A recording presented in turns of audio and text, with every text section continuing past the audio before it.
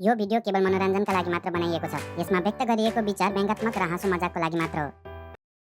Career र बुढी यस्तो चुज गर्नु कि सबको चाकमा चुर नपरोस्। अफसोस आफ्नै अनुहारले धोका दियो, बुढीको के आश गर्नु। त्यसैले मैले करियरमा फोकस गर्ने सोच बनाएँ। यत्रो ठुलो भइसकिस्, भविष्यको लागि के भन्ने हो, के सोचेछस्? खै पढाइमा त मन नै भएन, अलिक युनिक फिल्डतिर जानुपर्छ जस्तो छ हौ। खाने र हग्ने बाहेक तेरो लागि सबै नयाँ फिल्ड हो। होइन के गेमिङमा करियर बनाऊँ भनेर सोच्दैछु। धेरै आमाले मेरो जिन्दगीसँग खेलेर सके, अब तैँले नि त्यही बाटो रोजिस्। ए पबजी एमएल जस्तो गेम के भएन भने क्रिकेट फुटबल नै छँदैछ नि, त्यतै जाँदा नि भइगयो नि। क्लासिकमा 2-4 बट मारेर आफूले किलर वाइटी सम्झिन्छ। होइन के मोबाइल लेजेन्डको स्पेलिङ भन्न लाउ न। ल भयो, यो गेम होइन भने म क्रिकेटर बन्छु अब। त्यसो भए नेपालको क्याप्टेनै हुने योग्यता छ नि क्रिकेटमा यसको त। 0मै आउट नभए नि 30 बलमा कसो 10 रन हानेर आउट नहोला त। यो सबै सोको हेर छोरा, करियर होइन।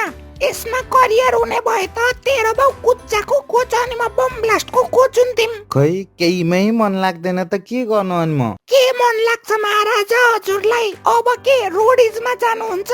होइन बिग बोसमा जाने होला। गरम कुरा त्यताको लागि जे भन त्यही मानिहाल्छन् बाउ आमाले। नलायक। अलिक युनिक फिल्ड जान मन छ मलाई, जस्तै कन्टेन्ट क्रिएटर, भिडियो क्रिएटर। लौ नानी मरे नि म त टिकटकर पो बन्छु भन्दै रहेछ।